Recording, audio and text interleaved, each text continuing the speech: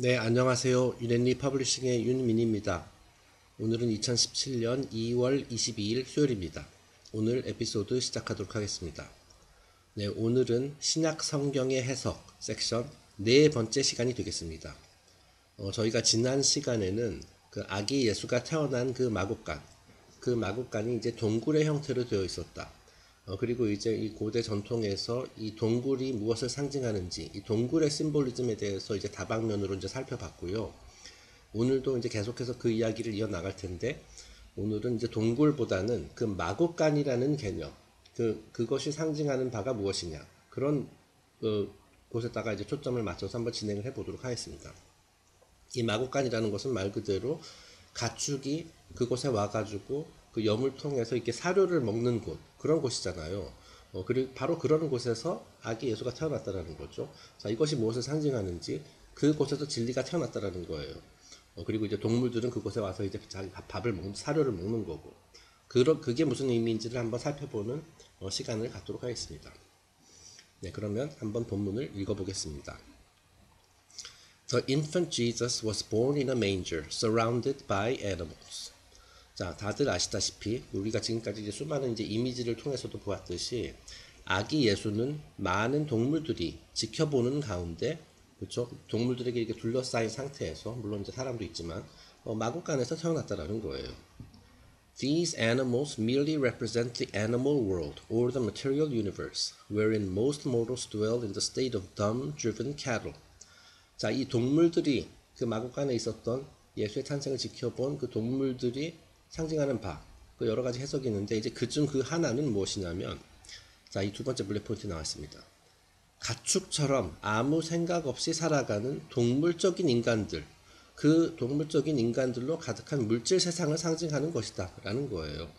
자, 그러니까 예수라는 그 이제 장차 구세주 빛 진리의 상징인 그 아기 예수가 물질 세상에, 그렇죠, 이렇게 동물들로 둘러싸여 있는 그 물질 세상에 이제 태어났다라는 거죠. 자, 여기서 이제 약간 신조어로 이제 sheep이라는 말도 쓰죠. 이제 인간은 인간인데 sheep, 그 양과도 같다. 양들의 침묵 이런 것들을 이제 연상시키는 그런 이제 대체 언론이나 이런 데서 많이 쓴 말인데, 이제 사회 문제에 대해서 별로 이렇게 관심도 없고 세상 좋게 만드는 거에 대해서 어떻게 해야 되느냐, 양심, 이런 거에 대해서 별로 관심 없고 그냥 물질에 파묻혀서 무지한 상태로 살아가는, 이제 그 영화에서 나온 것처럼 침묵하는 양들처럼 생각 없이 살아가는 사람들, 그런 거를 이제 쉬플이라고 이렇게 약간 비하하는 그런 신조어가 있거든요. 아마 여러분 익숙하실 수도 있습니다만은, 아쉽게도 물질 세상에서 살아가는 많은 사람들이 바로 이러한 동물적인 상태에 있다라는 거예요. 자, 그 인간이라는 것은 말씀드렸지만 굉장히 독특한 그 위치에 있는 그런 존재인데, 제가 아주 이 동영상 시리즈를 시작하기 아주 그 초기에 이 개념에 대해서 간단하게 설명했었던 적이 있습니다. 자, 그때 666과 777의 관계에 대해서, 그 차이점에 대해서 설명을 한 게 있는데요. 이제 신약 성경 요한계시록에 보면은 이제 666에 대한 얘기가 나오죠. 자, 그래서 이 666을 어떤 식으로 묘사를 했냐면, 사람의 숫자다, 인간의 숫자다 라는 말이 있고, 또 짐승의 숫자다, 그러니까 number of the beast, 그리고 또 it is a human number, 이런 식으로 표현이 돼 있거든요. 그러니까 666은 짐승의 숫자이기도 하고 인간의 숫자이기도 하다라는 거예요. 자, 그러니까 뭐냐면 그 짐승 상태에 있는 인간의 숫자가 666이 되는 겁니다. 네. 그러니까 이제 의식 수준이 좀 낮은 상태의 인간. 이제 이런 사람들이 이제 계속 그 상태에만 머물러 있지 말고, 이제 저희가 지금 계속 다루는 것처럼, 이런 그 영적인 세상에 대한 공부, 나의 삶의 목적이 무엇이냐, 이런 거를 이제 깨닫고 자기 영적 의식 수준을 이제 높이는 그 길을 이제 가기 시작을 해야 되죠. 하지만 아직 그 작업을 개시하지 않은 사람들, 이니시에이트 하지 않은 사람들, 입문자가 아직 되지 못한 사람들을 이제 동물적인 인간이라고 표현할 수가 있는 거예요. 자, 그래서 성경에서는 그거를 이제 number of the beast, it is a human number 해가지고 666이라고 표현을 한 겁니다. 자, 그래서 우리가 추구해야 할 바는 그보다도 이제 위에 있는 777의 경지를 우리가 이제 추구를 해야 되는 것이다. 그것이 바로 이제 인간이 태어난 목적이라고 할 수 있는 거예요. 네. 그리고 그래서 666에서 777로 가는 여정을 이제 수비학에 의해서 표현하면 이건 이제 93이라고 한다. 9에서 3으로 가는 것이다. 그런 말씀을 예전에 드린 적이 있습니다. 왜냐면은 이제 그리스 수비학 이런 거를 통해 가지고 666을 줄이게 되면 이제 9가 되고 777을 줄이게 되면 이제 3이 되거든요. 그래서 이제 93을 굉장히 신성한 숫자라고 얘기한다라고 말씀드렸었어요. 9에서 3으로 가는 여정이다 라는 말입니다. 제가 지난번에도 설명했었던 그때 뭐였죠? 이렇게 동그랗게 이렇게 스파이럴 같은 거 있는 그런 그림도 이제 보여드리면서 그 인간이 물질 세상에 내려와 가지고 이제 그 환생 또는 이제 카르마 이제 수레바퀴에 돌면서 이제 계속 뺑글뺑글 돌다가 충분히 영적 성장을 한 이후에는 그 데미오르기c 스피어 이 물질 세상을 빠져나간다. 뭐 그런 개념에 대해서 설명드렸었잖아요. 그죠? 자, 그 스파이럴의 맨 밑에 있는 상태가 말하자면 666이라고 할 수 있어요. 잠깐 다시 한번 그 이미지를 한번 볼까요? 그 옛날 건데. 그림을 보면, 예, 요 그림 기억나시죠? 자, 그래서 우리가 이제 법의 수레바퀴라고 해가지고 이 왼쪽, 이 바로 이 그 Gate of Cancer, 그 개자리를 상징하는 그 곳으로 이제 통해서 이 물질 세상에서 들어왔다가 이 스파이럴 또는 이제 그 계단 이렇게 올라가서 이제 이렇게 빠져나가야 되는데 그러기 전에는 계속 이제 환생을 거듭하면서 이제 물질 세상에 묶여 있게 된다. 뭐 그런 말씀을 드렸었죠. 자, 그러니까 이 맨 스파이럴의 맨 밑에 있는 것이 666이라고 할 수 있고 맨 위에 그래서 이제 이렇게 빠져나갈 수 있는 경제 이런 것이 이제 777이라고 할 수가 있는 것이 되겠습니다. 물론 대다수는 이 맨 밑에 있다라는 거죠. 아쉽게도. 네. 그래서 지금 여기서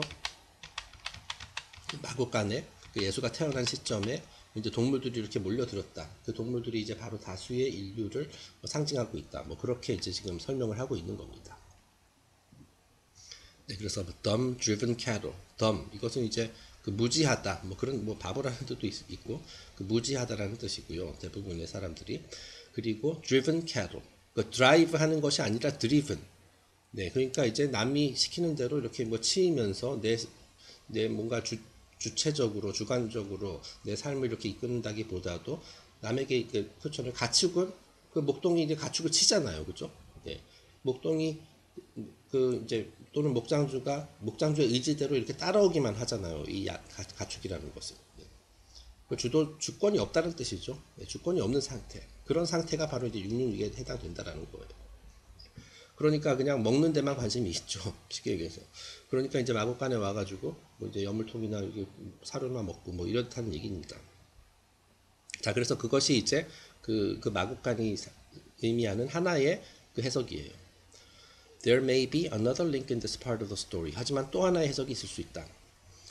In the Egyptian mysteries, the candidates were surrounded by priests who bore over their faces the masks of various animals. 자, 또 다른 해석. 자, 이집트 신비주의에서는 그 이제 그 입문식을 할 때, 자, 그래서 이제 입문을 이제 시도하는 어떤 후보자가 있을 거 아닙니까? 자, 그래서 그에게 이제 다양한 형태의 이제 시험이 주어지게 되거든요. 뭐 여러 가지 뭐 유혹하는 그런 측면도 있고, 계속 막 질문을 던져대는 것도 있고, 막 이런 식으로 이제 시험을 치르게 되는데, 그 입문식 과정에서 이제 그 입문식을 주관하는 사람들은 이제 그 사제들이겠죠. 자, 그 사제들이 그 다양한 형태의 동물 마스크를 쓴 채 이제 그 입문 후보자 앞에 나타나가지고 이제 막 공격을 해요. 네, 이게 뭐 심지어 막 물리적인 공격이 될 수도 있고요. 뭐 제가 듣기로는 그 전통에 따라서 다 다르긴 하지만 그리고 이제 뭐 그런 식으로 어쨌든 그 입문하고자 하는 자를 이렇게 괴롭히는 이렇게 시험을 내준답니다. 그런데 그들이 이게 동물의 마스크를 쓰고 나타났대요. 그래서 그 입문자를 괴롭히고 이제 혹독한 시험을 치르도록 했다라고 되어 있습니다. 그리고 one of the most frequently used was that of the bull or ox. 특히 황소의 가면이 사용되는 경우가 많이 있었다는 거예요. 그러니까 이제 시험을 이제 주최하는 그 사제들이 이제 황소 가면 같은 거 쓰고 나와서 이제 입문자들을 괴롭혔다라는 거예요. 자, 그러니까 지금 아기 예수가 태어난 그 동굴 또는 그것도 일종의 그 신비주의 사원에 비유할 수 있다라고 말씀을 드렸었잖아요. 자, 그러니까 그 입문식을 치르는 그 곳이 되는 거죠.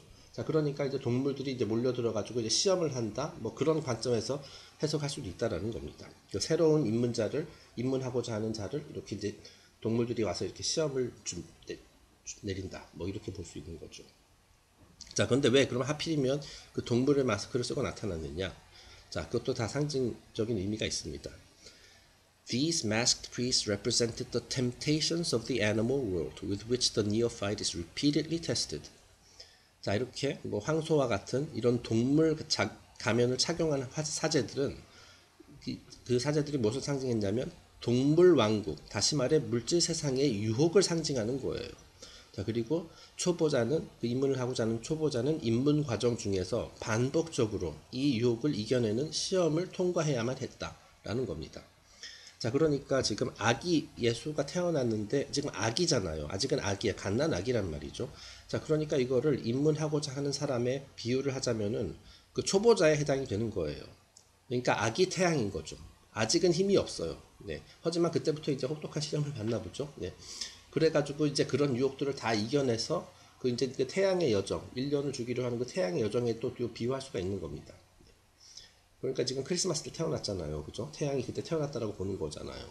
태양의 가장 힘이 그 약하던 그 시점에.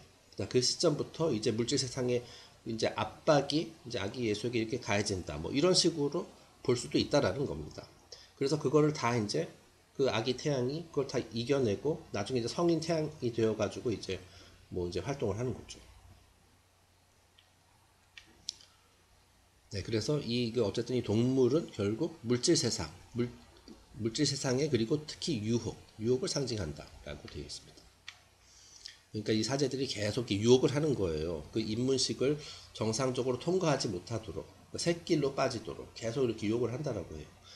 특히 예를 들어서 뭐 이제 그 입문하고자 하는 자가 이제 남자일 경우에는 그 심지어 이제 아름다운 여인들이 와가지고 이제 막 유혹도 하고 막 그런대요. 그래서 계속 그 길을 가지 말고 뭐 나랑 같이 뭐 잠깐 좀 쉬자 뭐 놀자 뭐 이런 식으로 그 유혹한다 뭐 그런 얘기도 있습니다. 그거를 다 이겨내야만 이제 입문자가 될 수 있다 뭐 그런 의미가 되는 것이죠. 네, 그래서 한번 이미지 뭐 지금까지 많이 봤던 이미지입니다만 또 하나 넣어봤습니다. 이거 조금 다른 이미지예요. 이거 네티비티 그 아기 예수의 탄생 그것을 이제 묘사한 그런 이미지가 이제 인터넷에 찾아보면은 굉장히 종류가 많습니다. 그 워낙 그 이제 인기 있는 테마라고 할 수 있기 때문에 화가들의 입장에서 그래서 뭐 저희가 지금까지 얘기했듯이 이게 동굴 형태죠. 동굴 형태로 되어 있는 마국간이고 여기 이게 동물들이 있습니다. 이제 아기 예수가 여기 중간에 이렇게 태어난 성모 품에 이렇게 안겨 있고요. 뭐 여기 황소 그리고 얘는 말인가요? 말 또는 당나귀겠죠. 그리고 이제 어린 양들 네, 이런 것들이 다 그 동물적인 상태에 있는 인간 또는 이제 물질 세상 그런 것들을 상징하는 것이다. 그리고 이제 그 유혹을 하는 자들이다. 뭐 이렇게 볼 수가 있다라는 겁니다. 계속해서 다음 페이지로 넘어가겠습니다. Jesus was born in a manger. 네, 그 마국간, 여물통이 있는 마국간에서 태어났다. The manger is the feeding trough from which the animal nature eats of the grain and seed, particularly the seed of wheat, the life bestower, which has long been the symbol of the Savior God. 자, 그런데 이제 이 마국간에 몰려드는 동물, 이게 또 다른 식으로 이제 해석을 할 수가 있어요. 자, 아기 예수가 태어난 마국간은 자, 이 동물적 속성을 지닌 인간, 그렇죠? 그런 인간들이 그곳에 와가지고 사료를 먹을 수 있잖아요, 그렇죠? 사료를 먹을 수 있어요. 자, 그런데 이 사료를 그 영적 양식에 비유할 수 있다라는 겁니다.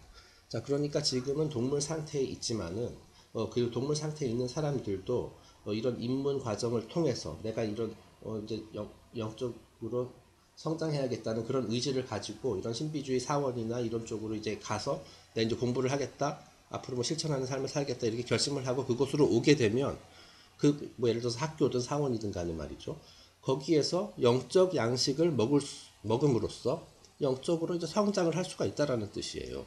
자, 그러니까 이 그림에서 이제 몰려든 동물이 이제 그 뭐 유혹하는 자들이다, 물질 세상이다 이렇게 그렇게 이제 해석을 할 수도 있지만은 그 빛이 태어났잖아요, 그죠? 아기 예수, 진리, 그리고 이제 생명의 씨앗이라 할 수 있는 이것이 태어났으니까 나도 이제 동물처럼 살지 말고 나도 영적 성장을 하기 위해서 그곳에 여물통을 찾아봐야겠다.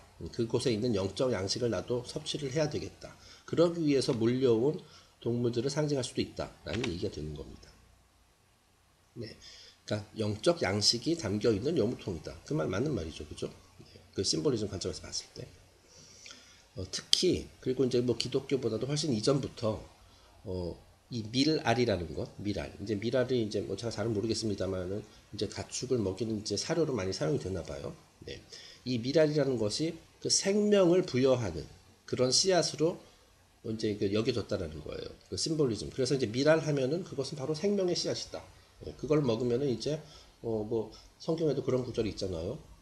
정확한 기억은 안 납니다만은 내가 주는 양식을 예수님이 한 말도 기억하는데 내가 주는 양식을 먹으면 배도 안 고프고 뭐 물을 마시면 목마르지 아니하리라 뭐 그런 비슷한 얘기가 있었어요. 네, 갑자기 생각이 안 나서 정확한 구절 생각 안 납니다만은 자 그게 무슨 말이냐면은 진짜 우리 물리적인 음식, 물리적인 물을 말하는 것이 아니라 다 영적 양식을 말하는 거죠. 그 영적인 생명을 부여하는 것이 바로 이제 밀알이 된다라는 거예요. 그리고 이제 그건 기독교 시대 훨씬 이전부터 밀알은 바로 그런 생명을 부여하는 씨앗을 상징하는 그 심볼로 쓰여졌습니다. This is a survival of the agricultural cult of a very primitive time. very primitive. 그러니까 아주 인류 역사 초기 때부터 존재했었던 그런 개념이라는 거예요. 그리고 이제 인류 역사 초기부터 존재했었던 농업 컬트. 그것이 이제 기독교 이제 성경 시대까지 이렇게 계속 존속되어 온 것이다. 라고 이제 매니표 씨가 얘기를 하고 있습니다. 자, 그러니까 인류 초기, 아주 초기 인류는 가장 시급한 것 중에 하나가 뭐냐면 그 육신을 보호하는 거, 그죠? 육신을 보존하는 거란 말이죠. 사실 그때는 진짜 삶 자체가 그 서바이벌이었죠, 그죠? 그 진짜 육체적인 서바이벌. 자, 그러니까 이제 먹을 것을 구하는 거, 그게 굉장히 중요한 문제였죠. 그리고 뭐 이제 물론 그 외에도 뭐 추위로부터 몸을 보호하고, 그다음에 맹수로부터 보호하고, 하여튼 먹는 것이 진짜 중요한 문제 중에 하나였어요. 자, 그렇기 때문에 인류 역사 초기 때 가장 발달한 것 중에 하나가 이제 농업 컬트라고 할 수가 있습니다. 자, 그래서 이제 무슨 곡식이니, 무슨 곡식은 어떻고, 뭐 이런 그런 그 농업과 관련된 그런 심볼리즘이 아주 초기 때부터 발달을 했다라는 거죠. 자, 그래서 이제 그 농업 컬트 하면 이제 가장 먼저 떠오르는 것이 이제 그리스 신화에 등장하는 뭐 데메테르 여신. 데메테르 여신이 그 엘레세우스 제전의 주인공이라고 말씀드렸었죠. 이제 딸과 함께. 자, 그래서 이제 다음 페이지가 이제 농업, 수확, 그리고 풍작의 여신 데메테르입니다. 그래서 이제 오른쪽에 있는 것이 이제 데메테르 여신의 이제 동상 같은 거고요. 그 이제 오른손에는 어떤 농기구 같은 거를 이렇게 들고 있고, 왼손에는 어떤 이렇게 뿔처럼 생긴 것을 들고 있는데 이 뿔 안에 이제 먹거리가 굉장히 가득합니다. 네. 자, 그러니까 이제 당연히 초기 인류의 입장에서는 이러한 그 심볼을 많이 숭배를 했을 것이다 라는 겁니다. 왜냐면 먹는 것과 직결되는 것이기 때문에. 그렇죠? 왼쪽에 있는 이미지는 어떤 서양 여성이 이제 그 할로윈 코스튬으로 이제 데메터르 여신으로 이렇게 변장을 했네요. 네. 자, 그리고 이제 가운데 있는 이미지가 이제 데메테르 여신과 그녀의 딸 그 페르세포니 여신이 되겠습니다. 네, 그래서 이제 하여튼 인류 역사 초기부터 이제 가장 그 뭐 그런 말도 있어요. 그 올림푸스의 그 그리스 신화의 경우 올림푸스 신들 중 인간과 가장 친했던 신이 그 데메테르 여신이다. 네, 왜냐하면 먹고 사는 문제랑 관련이 있기 때문에. 그렇기 때문에 그 이제 어떻게 보면은 제우스나 이런 그 어떻게 보면 더 상위 신이라고 할 수 있는 신들보다도 더 그 인간들이 좋아했던 뭐 그 여신이 되겠습니다. 네. 어쨌든 이것은 뭐 실제로 그런 신이 존재했다기보다도 이제 농업, 수확 그런 것들의 원리를 상징하는 풍작, 특히 풍작 굉장히 중요하죠. 네, 뭐 물론 지금도 중요합니다, 그죠? 그것을 상징하는 원리가 되는 겁니다. 네, 여신이 되는 겁니다. 자, 계속해서 나아가고 있습니다. 그래서 이번 페이지부터는 이 농업과 관련된 컬트에 대한 이야기가 나옵니다. 그리고 이제 씨앗이 상징하는 것이 무엇이냐, 그리고 이제 성경에서도 이제 예수를 이제 밀알, 그 wheat, seed of wheat, 그러니까 밀의 씨라는 말하는 거죠. 네, 그런 것들에 대해서 그러니까 예수를 밀알에다 비유하는 그런 장면도 나오고 그 농업 컬트의 그런 흔적들이 이제 성경에도 이제 기록돼 있거든요. 그 얘기를 이제 하는 겁니다. The death and resurrection story belong to the agrarian period of early humanity. 자, 그래서 수많은 종교 전통, 기독교를 포함해가지고 수많은 종교 전통에서 등장하는 이제 죽음, 그리고 죽은 이후의 부활, 네, 그것이 이제 뭐 저희가 계속 얘기했지만 뭐 두 번 태어난다 뭐 그런 개념도 있고요. 이 죽음과 부활이라는 이 테마는 초기 인류의 농경 사회 시절부터, 그리고 우리 인간이 처음으로 이제 농사를 짓기 시작한 농경 사회 그 시절부터 존재해 왔다라는 거예요. 그러니까 이제 가장 오래된 우리 뭐 사상, 뭐 컬트라고 할 수가 있는 겁니다. After thousands of years, the cult of the wheat seed, 여기 wheat seed 나오죠. 그러니까 wheat가 밀이고 이제 seed는 이제 씨앗이니까 미랄 컬트 뭐 그렇게 해석하니까 좀 이상하긴 합니다만은 the cult of the wheat seed descended even down to Saint Paul, who likening the seed to Christ says, that which thou sowest is not quickened except it die. 자, 그래서 그 아주 인류 초기부터 있었던 그 미랄의 컬트는 그 이후에도 수천 년 동안 이제 지속이 되었고요. 그것이 이제 사도 바울, 그러니까 이제 그 기독교 시대잖아요. 기독교 초기 기독교 시대. 그때까지도 이제 그 존속이 되어서 심지어 사도 바울 같은 사람들도 신약 성경에서 예수를 미랄에다가 비유한다라고 이렇게 되어 있어요. 자, 그래서 그 구절을 제가 인용을 해봤습니다. 이제 신약 성경 고린도전서 15장 36절에 나오는 내용입니다. 자, 어리석은 자여 너의 뿌리는 씨가 죽지 않으면 살아나지 못하겠고. 네. 자, 그러니까 죽지 않으면 살아나지 못하겠다. 살아나지 못한다. 그런 말이 나와요. 자, 여기서 씨가, 그죠? 씨가 죽지 않으면 살아나야 된다. 그러니까 죽어야지 살아난다라는 거예요. 죽음이 있어야지 새로운 생명이 탄생할 수 있다. 뭐 그런 얘기가 되죠. 뭐 어떻게 들으면 이순신 장군이 한 말, 그죠? 그 뭐죠? 사즉 필생인가 뭐 하여튼 죽어야만 살 수 있다. 뭐 그런 그 의미는 다르겠지만은 그렇게 들립니다. 자, 여기서 이게 죽는다. 씨가 죽는다는 게 무슨 의미겠어요? 자, 이거 씨를 먹는 것이 아니라, 그죠? 그 씨를 이제 수확을 해가지고 땅 속에다가 다시 심어야 된다라는 거예요. 자, 씨앗을 땅 속에다 다시 심는다는 것을, 그죠? 땅 밑으로 들어갔으니까 그걸 이제 죽는다라고 표현한 걸로 저는 그렇게 이해를 하고 있어요. 그 말이 맞을 겁니다. 왜냐면은 지금 여기서 이제 강조하는 것이 뭐냐면, 씨앗을 다시 뿌려야지 그것이 다시 또 다음번 수확 때 몇 배, 몇십 배로 이제 늘어나게 된다라는 것을 지금 강조하고 있는 내용이거든요. 자, 그 씨앗 하나를 심어가지고 지금 심으면 뭐 내년에 뭐 예를 들어서 또는 이번 가을에 그게 수백 배가 돼가지고 이제 미리 이렇게 또 다시 자라날 거 아니에요. 그죠? 그것이 바로 수학의 개념이잖아요. 아주 작은 것으로부터 아주 큰 것을 이제 얻게 되는. 예. 인간의 우리의 성장도 마찬가지로 그런 식으로 이제 나무가 이렇게 가지를 쳐내고 이렇게 커지듯이 그렇게 진행되어야 하는 거죠. 뭐 이제 성경에 보면 여기서 미랄에 대한 얘기도 나오지만 뭐 겨자씨의 우화 뭐 이런 것도 있고요. 겨자씨 그냥 굉장히 아주 겉으로 보기에 보잘것없는 굉장히 작은 거지만은 그것이 나중에 이제 커다란 나무가 된다는 거. 이제 우리의 인간도 지금 현재는 되게 막 허접한 뭐 그런 상태, 뭐 동물과도 같은 상태, 굉장히 낮은 영적 수준에 머무르고 있다 하더라도 그 모든 이 사람들에게 이런 엄청난 잠재력을 가지고 있는 그런 씨앗이 다 하나씩 있기 때문에 그것이 나중에 이제 거대한 나무가 될 수 있다. 뭐 그런 의미가 되는 거예요. 네. 그런데 그렇게 되려면 일단 죽어야 된다는 거죠. 그 씨가 일단 죽어야 돼요. 다시 말해서 그 씨를 그냥 갖고 있는 것이 아니라 땅 속에다 심어야 된다는 거죠. 그래야지 다시 이렇게 커진다는 얘기죠. 그런 의미입니다. 네, 그래서 so read the entire chapter for further examples of the seed symbolism. 네, 어쨌든 그 고린도전서 15장을 전체를 읽다 보면은 그 이제 씨앗의 심볼리즘에 대한 얘기가 더 많이 나온다. 네, 제가 다 일일이 옮기진 않았습니다. 자, 그 다음에 여기서 또 이제 또 흥미로운 특히 종교계에서 아주 그 논란이 대상이 되고 있는 개념이 나오는데 다름 아닌 타이딩. 이것이 이제 11조거든요. 11조의 개념도 지금 농업 컬트에서 나왔다라는 지금 매니 표시가 얘기를 하고 있어요. 자, 그게 어떤 의미인지 한번 읽어보겠습니다. 자, tithing survives from the same period. 자, 이 11조라는 개념도 농업 컬트, 그 아주 인류 역사 초기부터 있었던 농업 컬트에서 유래된 것이다. 자, 그렇다면 이 tithing, 11조의 원래 의미가 무엇인지 한번 읽어보겠습니다. Some prophets of ancient days, realizing the wastefulness of man, decreed that 10% of the seed should be dedicated to the God of increase, and should be put away for the next sowing. For if 10% of the seed were not returned to the earth, there would be famine and sorrow in the land. 자, 원래 취지는 뭐냐면 그 일부 그 고대의 그 일부 이제 선지자들이 이제 주장을 했었던 건데, 자, 이들이 그 딱 사람들이 하는 그 꼬라지를 보니까 너무 낭비가 심하다라는 거예요. Realizing the wastefulness of man. 자, 그래서 내가 지금 현재 순간만을 즐기자. 지금 우리가 수확한 거 이거 다 먹어버리자. 뭐 그런 식으로.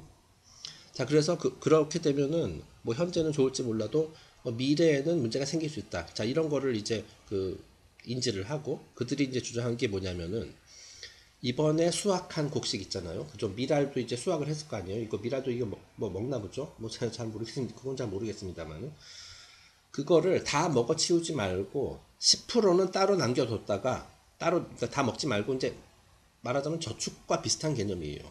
그 수확한 것 중에서 10%는 저기 사이드로 이렇게 남겨둬라. 네, 그래서 여기서 이렇게 표현을 했어요. 수확한 씨앗 중 10%는 수학의 신에게 바쳐라. 라고 이제 표현이 됐어요. 자, 그래서 이 수학의 신, 그러니까 수학이 아니라 매스가 아니라 수학, God of Increase라고 표현을 했어요. 자, 이거는 제가 이제 임의로 이렇게 번역을 한 건데, 자, increase, 이게 늘어난다는 뜻이잖아요. 제가 아까 얘기했었던 그 개념입니다.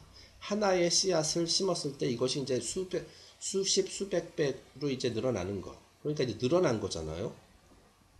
한 알의 씨앗이 다음번 수확 때 많은 곡식을 가져다 주는 그 원리. 네. 거기에다가 투자하라는 거예요. 자, 그러니까 이거는 10% 그 전체 내가 수확한 것들 중에서 그 90%는 뭐 예를 들어서 지금 먹는다 하더라도 10%는 아껴둬라. 그래서 그거는 다시 땅으로 돌려보내줘라. 라는 거죠. 다시 심으라는 얘기예요.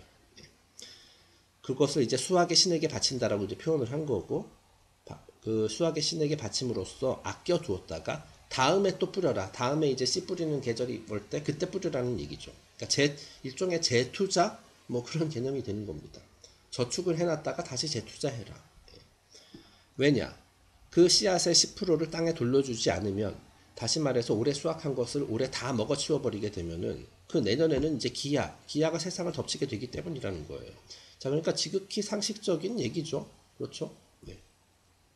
자, 그런데 그것을 이제 곡해를 해가지고 11조 월급의 10%는 교회에다 바쳐라.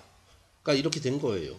네. 원래는 그런 개념이 아니라 흥청망청 쓰지 말고 그 옛날 그 농경 사회부터 그 인류가 이제 처음부터 이제 깨달았듯이 흥청망청 지금 다 써서는 안 되고 저축을 해야 된다. 미래를 위한 대비도 있어야 된다. 그런 개념에서 나온 게 원래 11조라는 거예요. 네. 완전히 지금 완전히 그게 완전히 왜곡됐죠. 자, 그래서 이제 그 씨앗과 관련된 얘기가 여기서 이제 고린도 전서에서 나왔습니다만은 그 신약 성경의 다른 책들도 많이 나옵니다. 그래서 이제 또 하나의 대표적인 거를 한번 옮겨봤습니다. 자, 그래서 제가 그 인터넷에서 이미지도 구했는데 여기도 보다시피 곡식이 있네요. 이것이 밀인지 뭔지는 모르겠습니다. 제가 좀 완전 문외한이라서 쌀, 보리, 밀 이런 거 구분 못해요. 근데 어쨌든 일단 곡식이죠. 아마도 밀이 아닐까 싶은데 왜냐하면 이 구절에는 이제 밀이 있으니까. 자, 어쨌든 한번 읽어보겠습니다. I tell you the truth. Unless a kernel of wheat falls to the ground and dies, 여기서 die 죽는다라는 말이 나왔어요. It remains only a single seed. But if it dies, 만약에 죽으면 it produces many seeds 라고 되어 있어요. 자, 한글 성경에서 그 구절을 옮겨봤습니다. 내가 진실로 진실로 너에게 이르노니, 자, 한 알의 밀이 땅에 떨어져 죽지 아니하면 한 알 그대로 있고, 네, 그러니까 이제 땅 위에 떨어져서 그걸 이제 뭐 이제 수확을 해서 뭐 먹든 말든 뭐 이게 하긴 나름인데, 자, 어쨌든 이것이 한 땅 위에 있으면 한 알 그대로 있을 뿐이에요, 그죠? 그죠? 그냥 그냥 씨앗을 있는 거잖아요. 땅 속으로 다시 들어가기 전까지는. 죽으면 많은 열매를 맺느니라. 그러니까 죽는다는 것은 이제 땅 속으로 들어가야 된다는 얘기예요. 그렇게 되면은 그 다음번 수확 때 많은 열매를 맺게 된다라는 것을 우리는 뭐 지극히 이제 상식적인 것으로 알고 있지만 뭐 그렇다는 얘기입니다. 자, 그 다음에 이제 tithes and offerings. 자, 이 tithe, 아까 얘기했지만 이게 이제 십자가 아니라 11조라는 의미가 되는 거고, 이제 offerings는 이제 헌금을 말하는 거예요. 자, 그런데 흥미롭게도 제가 이 이미지 가져온 거는 여기서도 밀을 연상시키는 진짜 밀인지 아닌지 모르겠습니다만 그런 곡식의 사진을 이렇게 배경으로 하고 있죠. 자, 그러니까 11조 헌금 이런 것들이 다 여기서 비롯되었음을 그 농경 사회 농업 퀄리티에서 비롯되었음을 암시하고 있는 거예요. 자, 그래서 이 11조라는 주제, 약간 다소 민감할 수도 있는, 그리고 이제 논란이 대상이 되는, 특히 종교계에서 그 11조의 원래 취지, 그 맨니 아저씨가 지금 얘기하는 것을 기반으로 해가지고 그 11조의 원래 취지를 정리해 봤습니다. 자, 그 농사 일을 하면서 이제 수확을 거둔 후 씨앗의 10%는 남겨두었다가 다음에 또 심으라는 얘기다라는 거예요. 그리고 이제 고대인들은 이것을 수확의 신에게 10%를 곡식의 10%를 바친다라고 표현을 한 거고요. 왜냐면은 그 수확의 신, 그 God of Increase잖아요. 그 10%를 그 바치면은 그게 다음 해는 몇십 배, 몇백 배가 되기 때문에. 그죠? 네. 그 수학의 신이 거 딸랑 먹어버리는 개념이 아니에요. 그 다음 해에 수백 배로 돌려준다라는 그런 의미인 거지. 네. 만약에 그렇지 않으면은 내년에 뭐 심을 씨앗이 없는 거고요. 알아잖아. 자, 이걸 현대에다가 이제 뭐 비유를 하자면 우리가 이제 직장 다니시는 분들 월급 받잖아요. 그죠? 그 월급을 받아서 한 번에 다 써버리는 것은 물론 뭐 경제 사정에 따라서 어쩔 수 없이 그래야 하는 경우도 많이 있겠지만은 그렇지 않은데도 흥청망청 뭐 물건 사고 술 먹고 다 써버리는 것, 그것은 결코 현명한 일이 아니죠. 그 대부분의 사람들, 그 이제 정신이 똑바로 박혀 있는 사람들은 그죠? 내가 여윳돈이 생기면 어떤 뭐 경제 계획을 통해 가지고 저축을 할 거 아닙니까? 뭐 저축을 하든 뭐 투자를 하든 뭐 형태는 뭐 각양각색이겠지만은 어쨌든 월급 받은 돈을 다 써버리는 않죠. 그건 현명한 게 아니죠. 일부는 미래를 대비하여 저축하는 것과 같은 이치. 그것이 바로 11조예요. 교회에 갖다 바치라는 얘기가 아닙니다. 네, 그래서 물론 요즘 같은 경우는 이제 그 금융 시스템이 완전히 망가졌기 때문에 이 두 번째 블랙 포인트가 더 이상 유효하지 않을 수도 있습니다만은 그 원래는 이와 같은 저축, 그리고 뭐 그걸 이용해 가지고 뭐 투자라든지 뭐 안정적인 뭐 상품에 투자를 한다라든지 뭐 등등 이런 방법으로 해 가지고 그 원금을 조금씩 불려 나가는 거죠. 네, 원래 그것이 바람직한 거죠. 근데 요즘은 뭐 제로 금리, 마이너스 금리 시대이기 때문에 이제 더 이상 해당이 없습니다. 없긴 합니다만 어쨌든 제 말은 이해는 되실 거라고 생각을 해요. 자, 피땀 흘려 번 돈을 어디에 쓰일지도 모르는 그 교회에다 갖다 바치라는 얘기가 아니다라는 거. 그 어디다 쓸지 뭐 이제 뭐 제가 이제 뭐 모든 교회를 싸잡아서 욕하는 것은 아닙니다만은 솔직히 말해서 잘못 쓰이는 경우가 많이 있는 것 같아요. 네. 우리의 세금이 엉뚱한데 쓰이는 것과 마찬가지로 그 교회 또는 이제 뭐 이런 종교기관에 바쳐지는 것들도 원래 취지는 이러이러한 것이다라는 것을 좀 제가 하여튼 그걸 강조하려고 하는 말입니다. 네, 그래서 그 지금까지 한 얘기를 잘 표현한 그런 타로 카드가 한 장 있어서 한번 그 왼쪽에 넣어봤습니다. 자, 이거 라이더 웨이트 타로에서 나온 카드고 그 펜타클 5번 카드가 되겠습니다.